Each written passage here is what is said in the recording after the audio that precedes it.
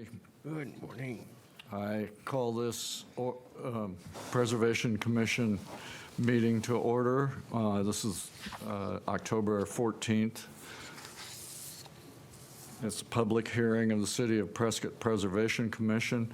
Members present at this meeting are, and we'll try to get everybody in order here, James McCarver. Richard Sprain is not Currently here, sometimes on Zoom, but Mike Mirko, Mike King, Here. Rob Johnson, and I'm Robert Burford, the chair. We also have Kat Moody, our historic preservation specialist. George Worley was here a moment ago, planning manager. Tammy DeWitt, community planner. Kaylee Nunez, the recording secretary. Councilman Eric Brandon Moore. Eric Morse. Eric, I'm sorry, Eric. I apologize. And Mayor Philgood. the mayor is He's there. here somewhere. Oh, there. He's slinking down in the back. Sit up straight there, Mr. And then I want to let Kat introduce the new community development chair. Thank you. So we have Bryn Stotler, as you are aware, left the Community Development Director position. And our new Community Development Director started about a month ago, and I'll let him introduce himself. His name's Kirby Snyderman. And do you want to say a few words? Thank you, Kat. Yes, my name is Kirby Snyderman, the new Community Development Director, and maybe I can introduce myself a little bit, give you a little bit of background. I've worked many years as a consultant working on a range of different projects, over 200 different projects in 100 different cities and counties in 15 different states, mostly in the West, but also in the South, and also done a little bit of international work as well. And, excuse me, and I have a background, my bachelor's degree is in business and biology, but I have a master's degree in urban planning. And I, several years ago, started working on the public side, most recently coming from South Texas, where I was also a director. There I oversaw a historic preservation program, and I also had a home in the historic district. That community is Laredo, Texas, and in Laredo, believe it or not, in the historic district, we had buildings from the 1700s.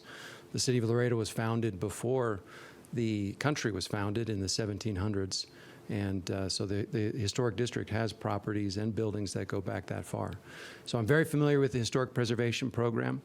If you're not aware, that program is fairly similar across all the states. The states share a lot and work a lot together to have a similar standard, and a lot of that's because of the federal preservation program that you're probably also aware of.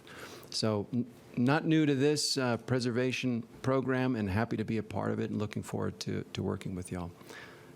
Any questions I can answer for you? Welcome, thank you. All right, thanks a lot. Rick Sprain has joined us, and that makes it, well, I'll skip over one thing here just a second. The number of commission members now present is 6, but it will take 4 for a decision. This is an open public hearing and is being videotaped and tape recorded by the city. The proceedings are being televised by representatives of the public media, local cable, and/or radio stations, and may also be rebroadcast at a later date. All parties wishing to be heard will be expected to state their name and address for the record up here at the middle podium, so that we may know who is speaking and can attend to them at another time as need be. Please turn off any of your cell phones, electronic devices, and mute yourself if you're not speaking in order to minimize, this would be on Zoom, this would to minimize background noise. Our agenda for today, our first order of business is to deal with the previous approval of minutes from the August 12th, 2022 meeting. Has everyone had an opportunity to review those, and are there any corrections or changes to be made? Hearing none. Mr. Chairman, I recommend that we approve the minutes from August 12th. Thank you, Mike. I have a Please use the mics. I'll second that. Mike Mirko. I have a motion and second to approve the minutes. Those in favor say aye. Aye. Those opposed? The motion passes. Our next order of business is HP 22012, 101 West Goodwin Street. It's in the Historic Preservation District Number 1, the Courthouse Plaza. There is a request for approval for a new freestanding monument sign, and with that, I will turn it over to Ms. Moody. Thank you. And Kaylee appreciates both that you use the mics and state your name before making comments, just so that it makes it easier for her doing Yes, minutes. I do. Thank you. Will do. Okay, as we have two items on the agenda that involve Goodwin Street today, both the first item and the third item. So in order to kind of cover the history of both of these items, as we often do, I give you a little bit of background on these properties, so I'm going to combine these and do them at the beginning. This first item deals with the old post office building, and the third item on the agenda deals with three buildings on the Goodwin Street block on the south side of the Courthouse Plaza. So this is your brief history of this block. So to start with, we'll look at the Sanborn Maps, and this is the Sanborn Map from 1901, and you can see things of note are that the old courthouse was in place, the old pink courthouse. This is the steam heat building here on the south side of the plaza. And you can see there's a limited number of buildings there. This block traditionally served as a stables area for the city early on. There was the city prison here marked, but just stables and an empty lot where the post office building was located. And as we head down to 1901, so this is 6 years later, you can see that Plaza Stables is in place. We still have the city prison. We have the fashion stables. And then what is now the post office property was just corrals. We have... This is going to be 1910, I believe. Let me make sure about that. Got to get down to my date. Yeah, 1910. You can see the jail has moved over to the south side of the plaza, so full development of the plaza with the other buildings that are no longer there. And here on Goodwin Street, we still have generally the use as stables on this south side of the plaza. And then we have the new courthouse. This is going to be 1924. And you can see the old-fashioned stables buildings have all been cleared. And this is setting the stage for development of the post office, which is present here in the 1948 Sanborn map. You can see also the middle building here, which was developed as one of Prescott's early grocery stores, the Independence Cash Market, and later served as other grocery stores. We still have this building marked as the city jail, bowling alley, and garage. So this was a gas station on what is currently the cleared lot. And you may often see a big truck parked out here on this corner once a month, and that is monitoring groundwater contaminants from that gas station from the leaky tanks. So there was a plume that came out of those tanks out of that gas station, and that is why you will see a large truck parked on this corner once a month doing its sampling. So that is a very brief history of Goodwin Street. I also have, let's see.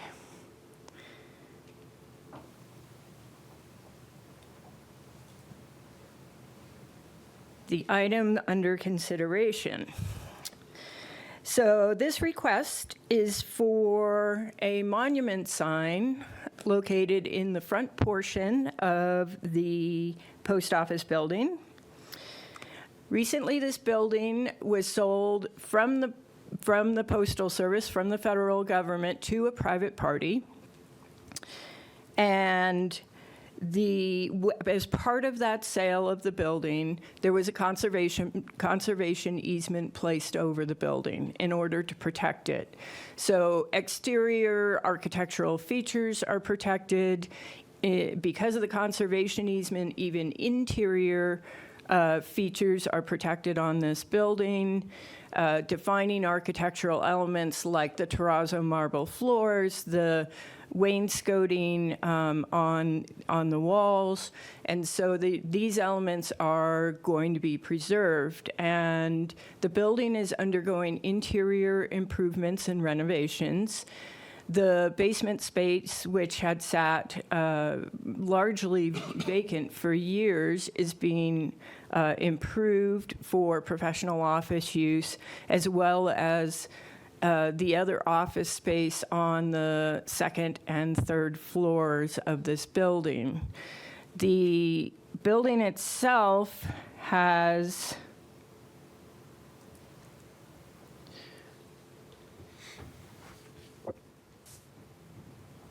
the first floor use, which was post office boxes and post office use.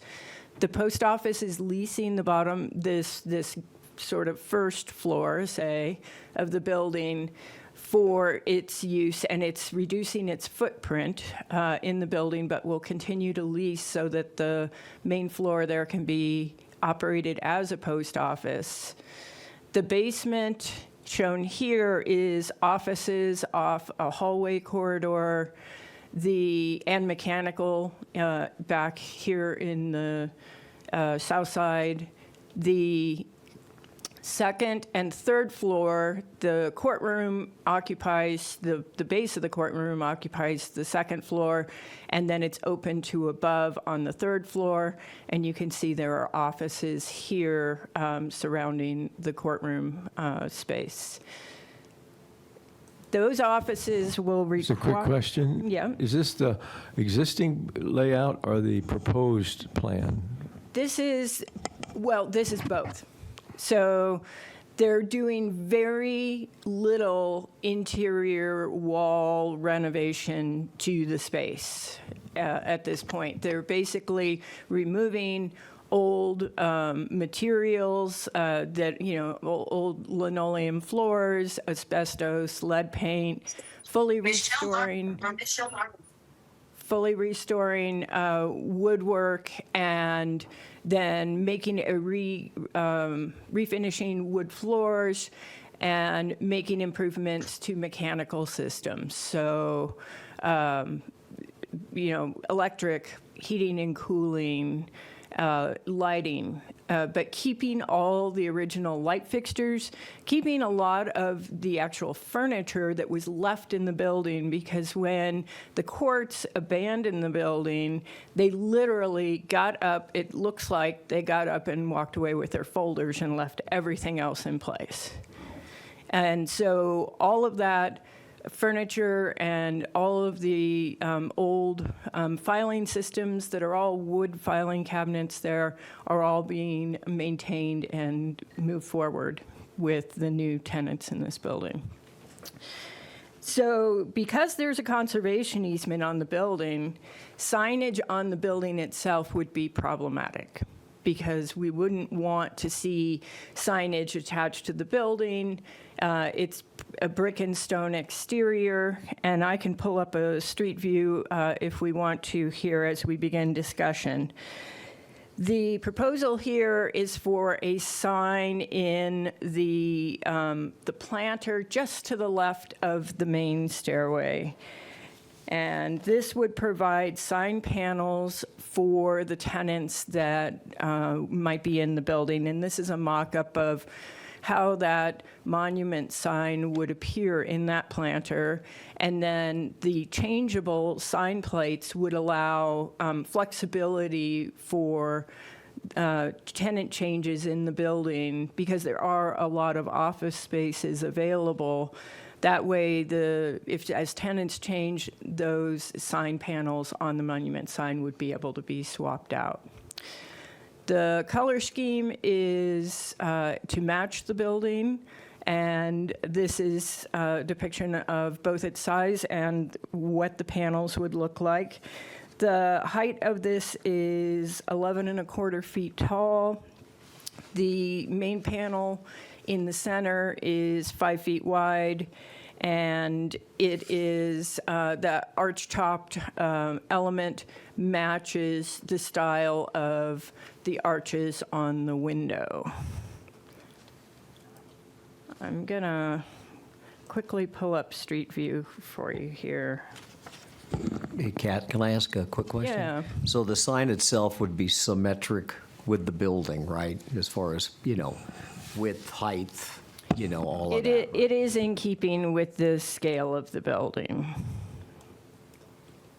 and also the scale of the windows. So let me get a view here.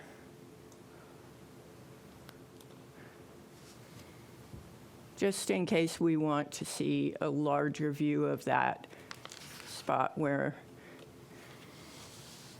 So the sign panel would be located here to the east of this tree. Am I correct with this, Brian?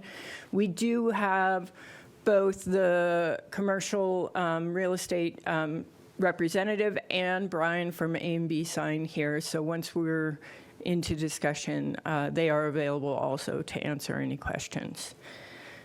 So that sign would be placed here to the east of this this spot in the landscape planter. And these are the main steps to the building.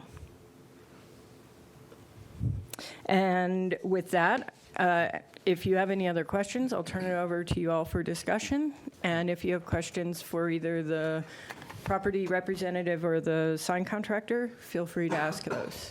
Kat, I'll start. Do you know if this is Robert Burford, do you know if the sign is to be illuminated or ground It's lights not shining? my understanding that it's illuminated. That's good. Okay. Are there comments? Jim McCarver, does the city have any restrictions or requirements for size of the signs like this, the freestanding signs? Yes, that's handled under just straight zoning code, so it wouldn't be part of the Historic Preservation Commission's purview. But yes, of course, we do have sign code, and this sign, given the street frontage of this building, this sign would be well under square footage requirements. And the color is going to Limitations. be the gray color, not the brick that's further up on the building? Yes, it's designed to match the brick color on this lower course, the stone. And they're not going to take down that tree that's next to it, I'm assuming. That tree is no longer there, actually. No. He took it, got him to jump on it. Yeah, that street view is from, I can't see that far. It's from April of 2019, so that tree has been gone at least for a year, I think.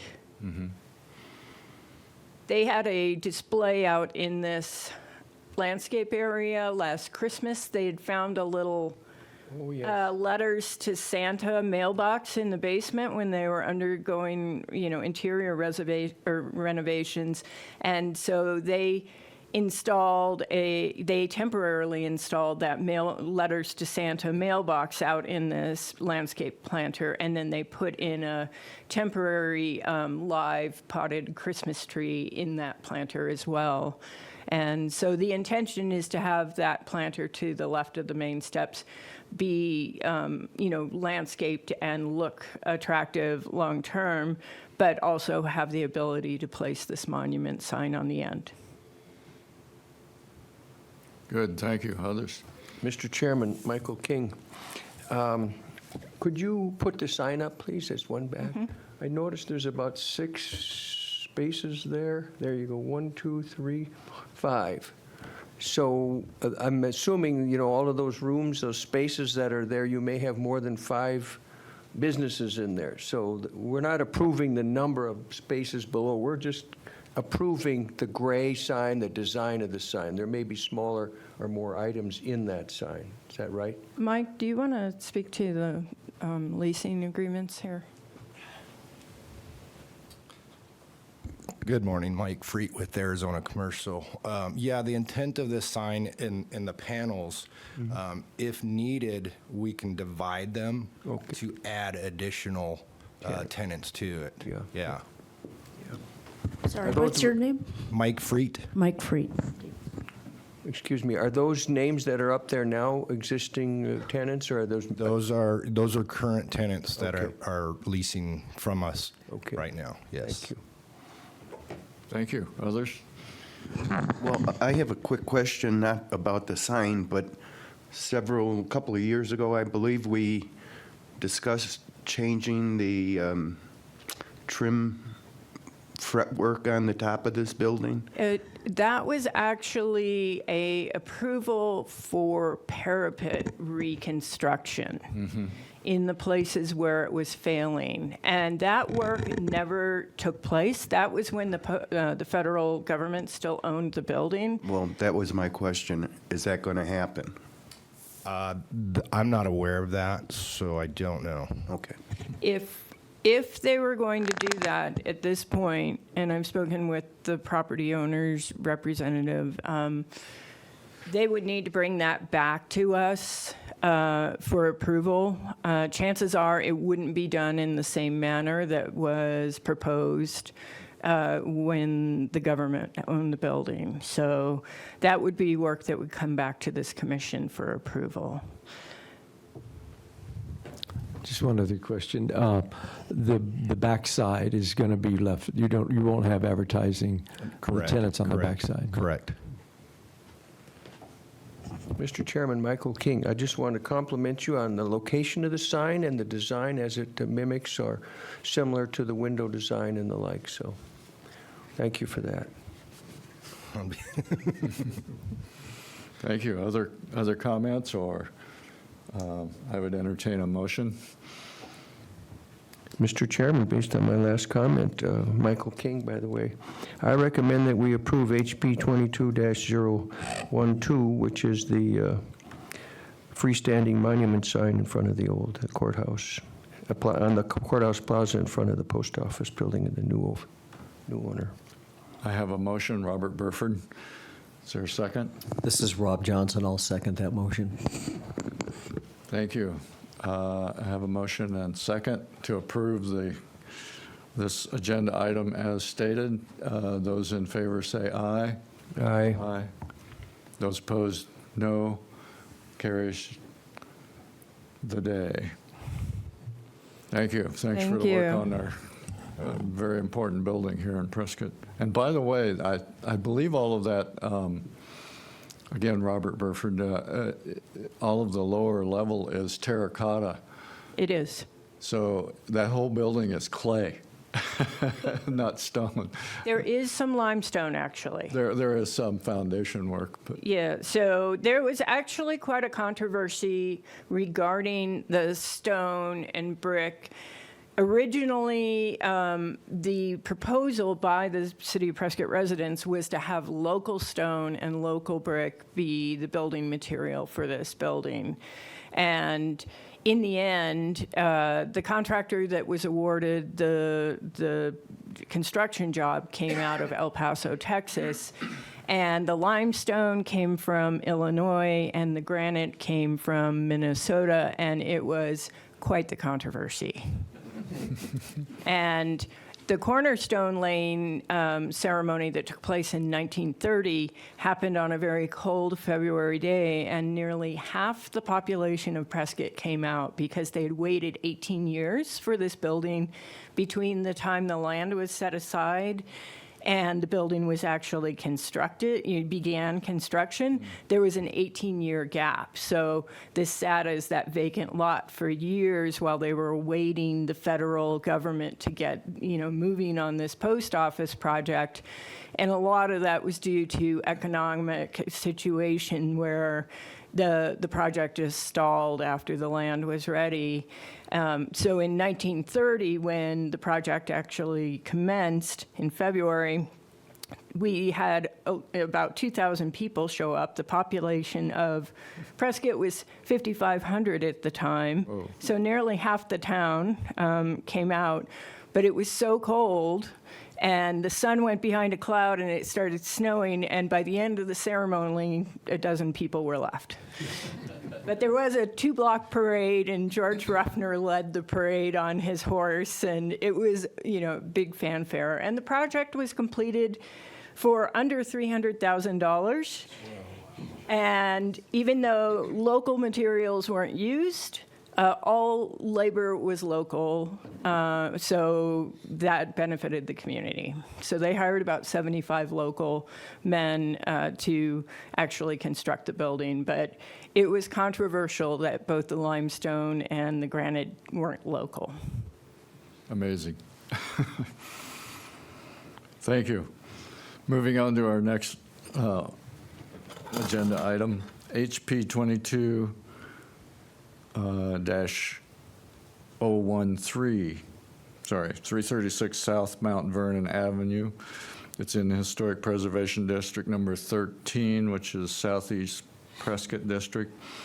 There is a request for approval for a covered carport with a covered deck above carport in the rear of the property. And I will turn this back over to Ms. Moody again. Thank you. This property is on South Mount Vernon. It is listed in the National Register of Historic Places and is part of the Joslyn Whipple National Register Historic District. It is a vernacular Victorian-style residence constructed in 1924, and there were substantial improvements to the property in 1985 that included primarily interior improvements, but mechanical systems, kitchen model, roof repair. It did include a rear deck, and that is proposed to be removed as part of this project, and then front yard fencing. And I've got the aerial up here of the property, and one thing to consider as you evaluate this project, while this looks really flat from this view, I've got a view with the contours. And you can see, as is the case with many of these north-south downtown streets in this area, the front of the property is much higher. I mean, these are the dark contours here are 10-foot contours. So you've got over 20 foot of elevation change. It looks like it's like 20, almost 26, 27 feet of elevation change here across the lot. So this area below and behind this house sits much lower than the street view of the home. just something to note looking at the request for this project. Pull up the plan here. This is the existing residence. There's an existing rear deck here behind, as well as a deck here. I'll show you a few photos. They were in your packet as well as we move through. The request is to construct a attached carport with a covered deck above here in this notch at the rear of the property. Ooh, too quick. Sensitive mouse. So this is the view from the back. This is the west elevation, so from down below on the lot. And the proposal is to construct, this is that deck that's being removed. This is the existing rear steps that come down. The proposal is to place a carport and covered deck in that notch, that L-shaped notch at the rear of the house. And you had these full plan set in your packet. These are framing details and stair details, attachments, and additional structural details regarding how the structure will attach to the house. And so this is the existing residence, and then this is the footprint of what is being proposed. And let me pull up the pictures so we can see what things look like currently. So this is that deck addition from 1985. This is the other rear deck with storage underneath and the steps. These show what things look like behind there currently. And you can see here, this photo taken from lower down on the lot, how much elevation difference there is on this site. So the proposal is to remove the existing rear deck and stairs, add an attached covered carport to the rear, add a covered deck over the new carport, and then construct the carport and covered deck in a style consistent with the historic home, finish materials and surrounding context, and then paint the structure to match the paint scheme from the house. And we do have the contractor here. Oh, he left. Oh, well, we do not have a representative for this project at the meeting. You all can discuss and decide if if you want to move forward with this item as it's presented, if you feel comfortable considering the item without a representative for the project. And with that, I will turn it over to you, and I will try to answer any questions I can. Thank you, Kat. Robert Burford, Chair. I will open this up to the council members first. The commission members. Commission members, I apologize. I have a question, Mike Murko. It's a covered deck? It is. The It's proposal is. proposed- Do you know where the roof line's going to be attached? It looks like that's existing. That's got to be existing. This is where it's going to be attached. It's going to be even with the eave line here. This east-west eave line they're going to continue the fascia out from the drawing. Could you go back to the picture? The photo? Yes. Please.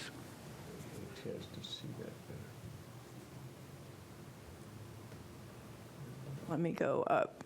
So it's going to attach. It's going to be under the gutter. It looks like they're attaching here at the eave line of, they'll probably have to remove So you, the lower portion of this roof plane to be able to tie in as they've got depicted on their attachment details. And then it looks like they're going to be continuing this fascia line out to cover for the covered deck, the roof of the covered deck. This is Robert Burford again. That photo is good. It's always tricky to add a roof to where a valley is coming down, channeling all the water into it. It can be done. I mean, low slope, crickets, etc. But that's one challenge. I think the larger challenge, and Kat alluded to it, is the difference in elevation from where a car would park. You need a essentially level or near level spot, and up from the alley, which is, I would also point out that the alley is pretty narrow in that area. So turning around is also an issue that they have to pull into this. And I do believe they're still going to, right now, they take access down this driveway, right? So this is their driveway, and you saw in that photo, there's a garage under here. So I don't believe they intend to come from the alley with this. That's certainly a case where it would be useful to have the applicant or the representative, the draftsperson here to answer these questions. But from what I can tell, looking at the plans, they are going to continue. This is how they currently access the area behind. And you can see in this, you can see that here, this driveway slopes, but the area right here is relatively flat. So to come from the alley, you'd be coming up 15 feet vertical. Right. And so the intention, from what I understand, is to continue to access from this driveway on the north side of the property, but to have a carport underneath here so that they have the ability to park 2 cars under here.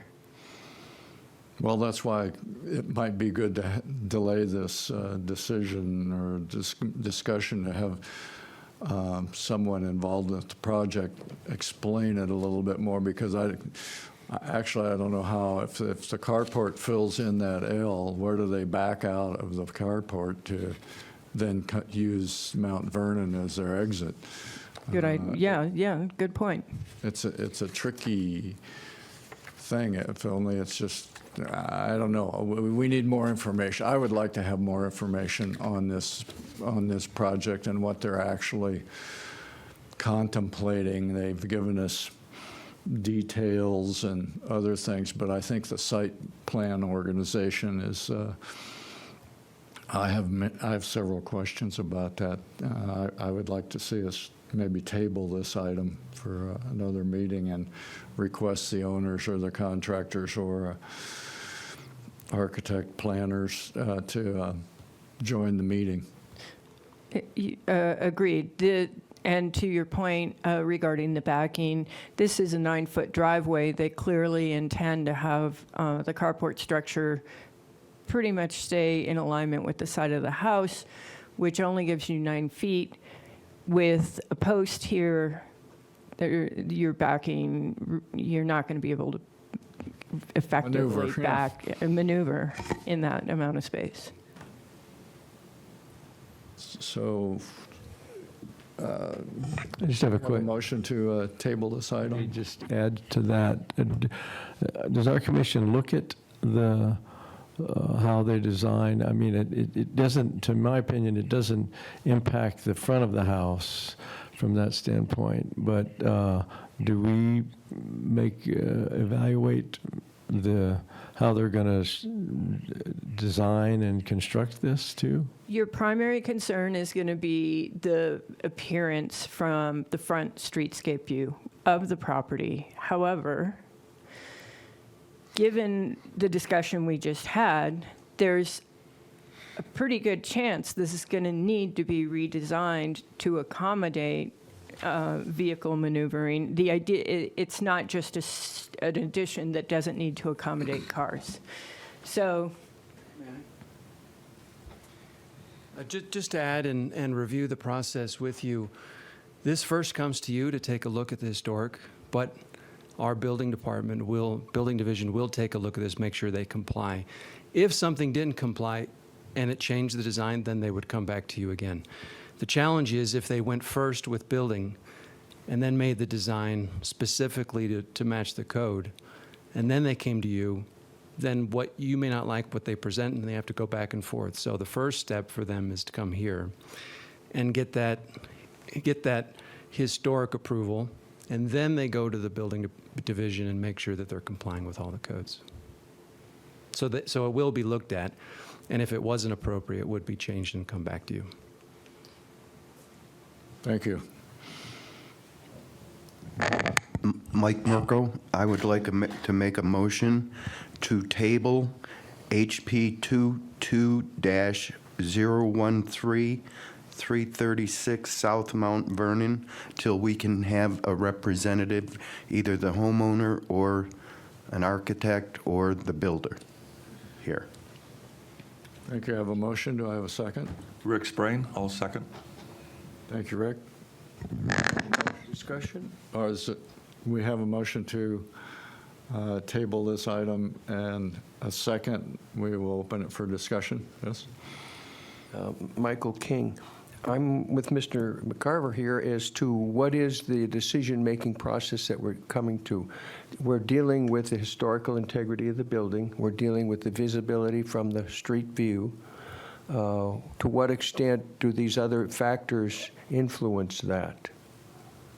Because the way the elevations are, you won't be able to see this from the road because it's hidden by the building itself. You'll probably be able to see just a continuation of this roof line to the rear, if it were constructed the way it's been Planned. presented to us. If it changes substantially, I mean, by tabling things, I would go back to them, let them know some of the concerns that were brought up here, make sure they feel like they're going to be ready to go to building with this. They can come back to the commission next month. The approval could be next month. They won't be charged an additional application fee by tabling it today. And then at that point, they may have a finer point on what they're really doing. And given the building permitting process and everything else, this commission would not be holding up the project. Then you would be reviewing and approving something that had a finer degree of detail placed onto it.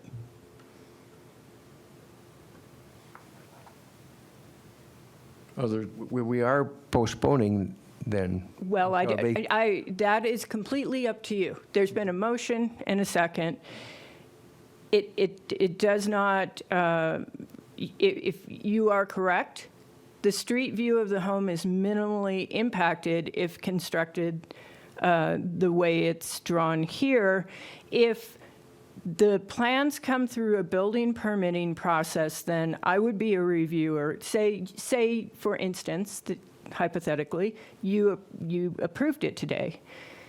As the plans came through building review, if they changed substantially and the scope of work changed, I would send them back to commission again for approval again, because what had, say, theoretically today been approved was not what came through building. Then they would have to come back for an additional approval at that point. Robert Burford, I would say it's pretty critical on this particular project, and on any project, that we have a representative of the applicant here. We're making some fairly gross assumptions about what the roof's going to do, for instance, which can limitedly be seen from the street and affects the streetscape there. And yes, our duties are fairly limited, but I think it's also a responsibility to tell the owner, we have some concerns here that maybe are somewhat peripheral to the Preservation Commission, and we can adjudge it from there. So I would lobby for tabling this project and get a representative of the applicant here. So I have a motion and a second to table this item until next month's meeting, or next meeting, whenever we have to decide on when it is. Do I have other comments or questions before we vote on this? Those in favor of the motion to table this agenda item to next month's meeting, say aye. Aye. Those opposed? The motion carries. I will reach back out to the applicant, let them know what was discussed here, and seek to get better for clarification and a representative for the next meeting. Thank you.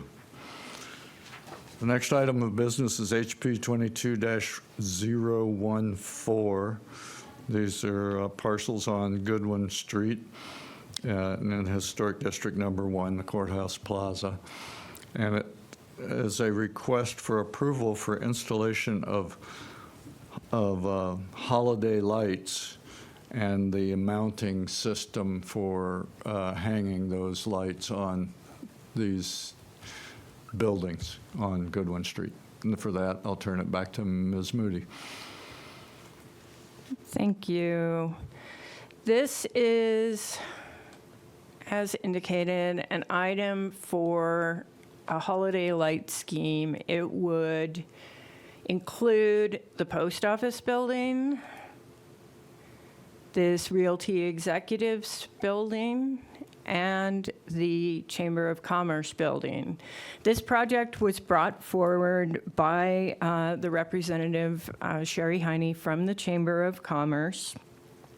They have secured a grant through the State Tourism Office for an inaugural holiday event that will be set up, a holiday market of sorts that will be set up on Goodwin Street.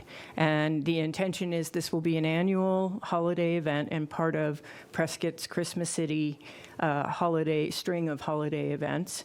And it will be, this whole block of Goodwin Street will be closed off.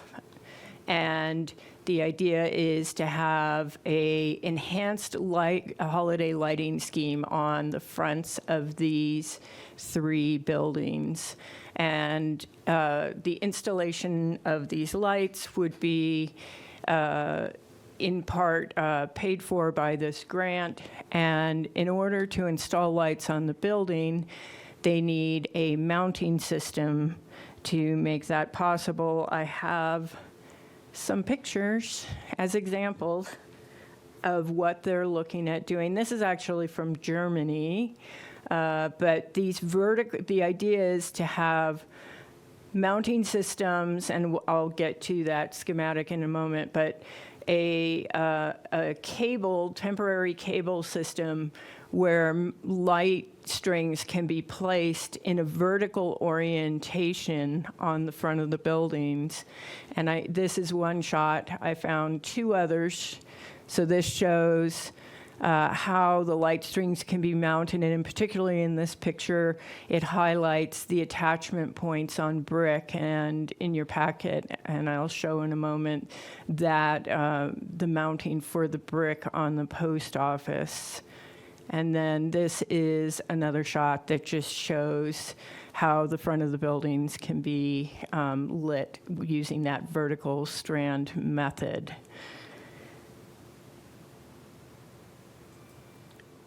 In your packet, the applicant, who we do have available on Zoom to answer questions, has indicated eye bolts. The mounting for the chamber building and the Realty Executive building, the 3 7/8 eye bolts on the side are into the stucco. They're not on the stone facade. There's actually already a couple of eye bolts. They would just need to place a few more. Those would be mounted into the stucco. Those would be epoxied into the holes. The 1/16 eye bolts around the entrance and arch window on the front, because they can't have lights hanging through the window or the arch, Those would be mounted into the mortar joints and epoxied. The recommended application for signs or any kind of anchor in historic buildings, and you will recall this from previous items that you've reviewed, is to go into the mortar joints, not the stone itself, in order to minimize the impact and the integrity and maintain the integrity of the stone itself. So the smaller bolts would be in the mortar joints, epoxied, and then they would be painted the same color as the mortar. At New Home Marketplace, the bolts would be placed into the mortar joints or into the stucco, depending on the surface that they're being mounted into. Those would be painted to match. And this is the schematic of the eye bolt placement here on the top, here at the midpoint of the building, and then around the window and the arched entry opening. And then eye bolts on the sides into the stucco off of the stone front facade. The cables would be strung just for the light installation. The only permanent component of this installation is the eye bolts. So the cables get strung across horizontally, and then the light strands are secured to that cabling system and strung vertically. For the post office building, because as we stated earlier in this meeting, there is a conservation easement. Mounting to the stone and brick on this building would not be permitted. The proposal is to place a heavy steel rod secured behind the parapet, and then light strands draped over the parapet and then secured to the brick face, and then anchored at the base with heavy steel rods. And so you have a steel rod anchoring system at the top and the bottom.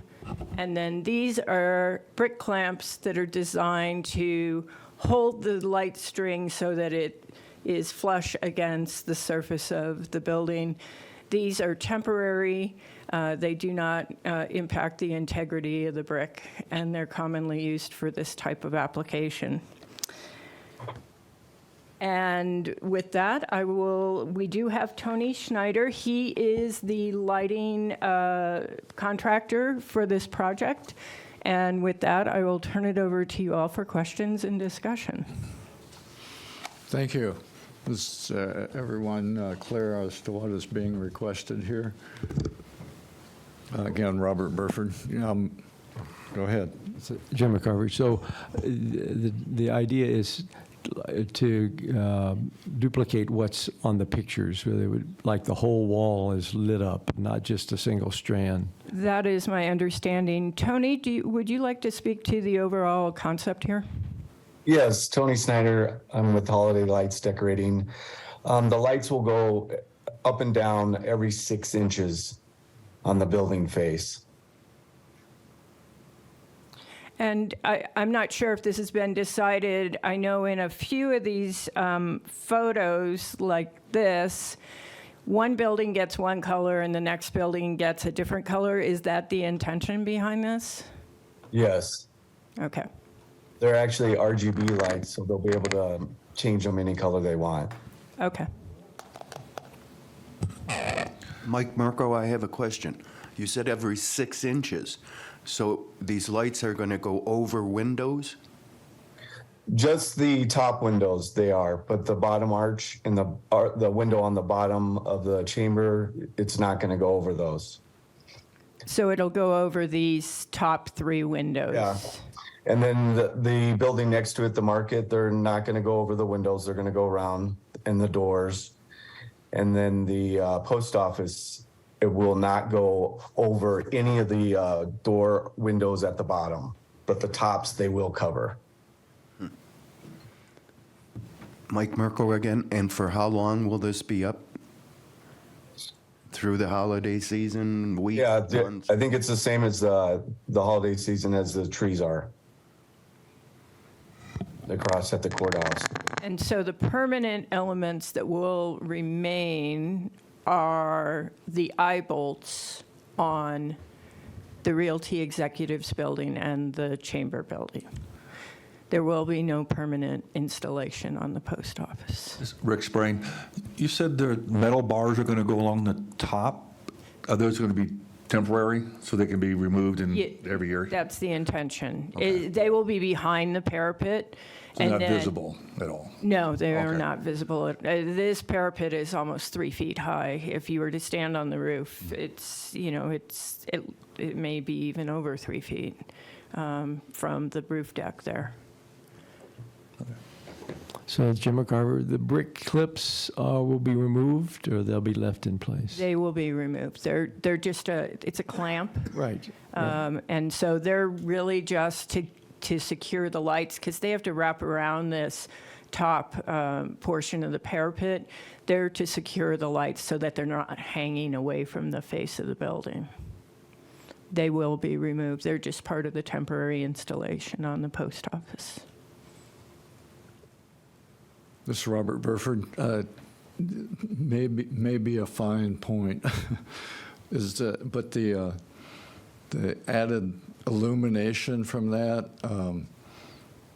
dark sky ordinances, which we're fairly weak on, but residential construction has to attend to that. And these are very low voltage lights, I understand, but is there some concern about that at all? And proliferating on down the street like that German town? We actually exempt holiday lighting from our lighting code, so it would not adversely conflict with the code. Okay. Thank you, George. So, Jim McCarver, Kat, what's your opinion of the eye bolts with painted? Are they going to be, because they're permanent, are they going to be pretty visible, or are they going to blend into the mortar pretty well? I think given their size, and particularly that the smaller eye bolts are being used in the mortar, I think they're going to be minimally visible. There are actually a few eye bolts in the Chamber Building already that were placed there at some point in the past. They're not painted. I don't know. Have you ever noticed them? Yeah. Have you, Mike? now, You though. go to the Chamber Building daily. I didn't notice them, but I'm going to look for them now.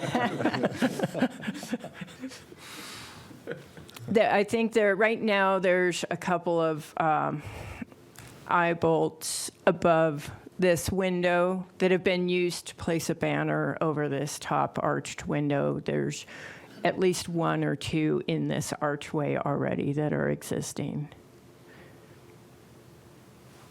One is drawn to the whole picture, the whole building, the integrity of the building, and how you really don't look for those small items like that. And one of the, to your concern, Jim, the eye bolts, and because they're in the mortar joint, it's a reversible, it would be considered minimalist and a reversible installation. They could be removed, the mortar could be repaired, and it generally won't impact the architectural integrity of the building. And the last thing we reviewed that had a discussion about whether to mount into brick or the mortar joints was the mural at the north end of Whiskey Row Alley. As you recall, that mural is on a panel system so that they weren't painting on the brick. And that panel system is mounted into the mortar joints per the recommendations. That's a national standard, so it's not something unique to here. Thank you. Do we understand the situation here on the permanent temporary quality of the lighting system? Permanent temporary quality. Rick Sprain again. Kat, do you know if this is going to be expanded to other buildings eventually, to around the whole square, or just Right now, my understanding is that it's specific to this event. It's something that the chamber director is interested in sort of highlighting this Goodwin Street Market. Tony, are you aware of any potential future plans for expanded lighting, since you're the contractor who does this kind of thing? Not at this time, no.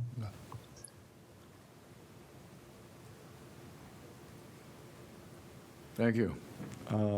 Robert Burford, how would we like to deal with this particular item? Mr. Chairman, this is Michael King. I move that we approve HP 22-014, which is the requested approval for holiday lighting on those 4 properties, 101, 113, 115, and 117 West Goodman Street, as presented. I have a motion. Do I have a second? Rick Sprain, I'll second. Thank you. I have a motion and a second to approve HB 22-014. Those in favor say aye. Aye. Those opposed, no. It carries unanimously. Next item of business is any update of current events or information, and I'll let Kat jump into that. I'd like to announce that on Tuesday, the council formally approved acceptance of the Certified Local Government, CLG grant for the continuation of the Historic Preservation Master Plan update. So we had, just to remind you, we had received $12,000 last year, which required no match because another applicant had backed out of their grant. And it was a bit of a scramble to make that happen. And that is one reason why we didn't have to have a city match for that grant, because it was going to go to waste if we didn't take it. So we took that. We hired temporary part-time help. Rick Sprain has been assisting with this project. He's been going out and photographing architectural features and the 5 new districts that will be included in the master plan that had been formed since the master plan had been adopted back in 1998. And so that work has largely been completed, at least the groundwork for the photographs and documentation. And the grant cycle started October 1. This runs through September 30th of 2023. This grant cycle it's a 60-40 grant. The grant total is just over $33,000.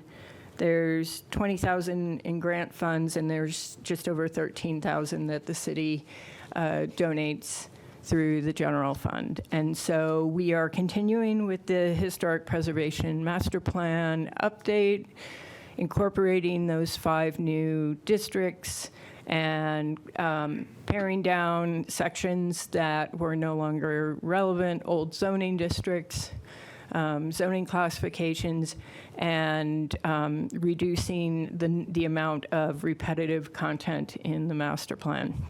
So that project is continuing. One of the ideas for the grant funds for this next year's cycle is to use some of those funds for engaging in public outreach. So that's one of the main purposes of the use of that grant money. So I will keep you updated as that project moves forward.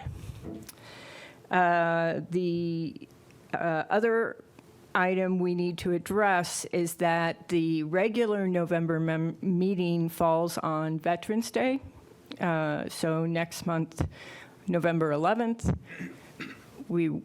is a holiday. We wouldn't normally be here. So I had sent an email yesterday. Just want to discuss what meeting date works better for you all. I have received 2 votes for the Friday following November 18th.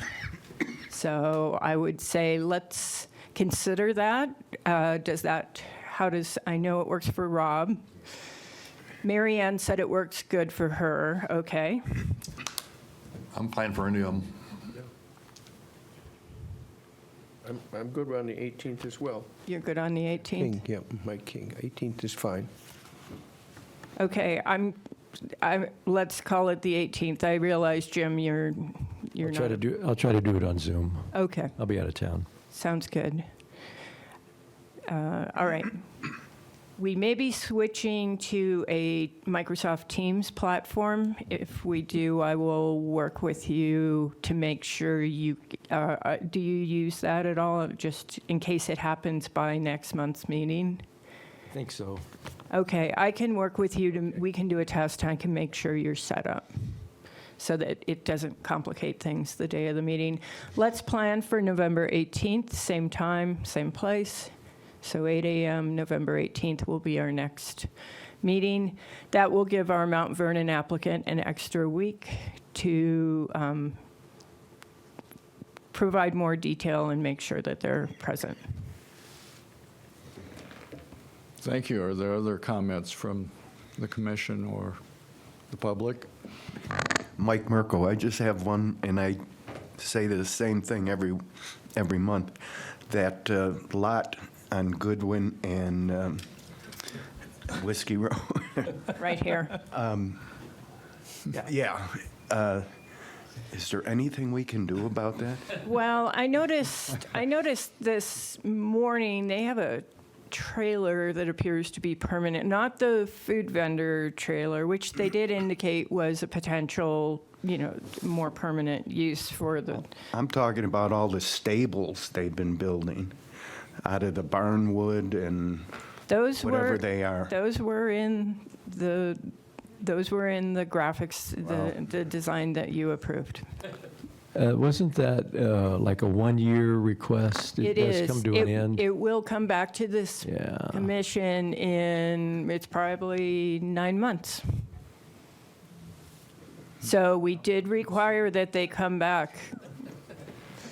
But I am going to reach out to them regarding, there's a utility trailer just parked there now that appears to be somewhat permanent. They also put in a driveway next to the alley going where the mailboxes are back there. Mm-hmm. There's a fence, a wooden fence, and then they can pull trucks in and out of there. It looks terrible.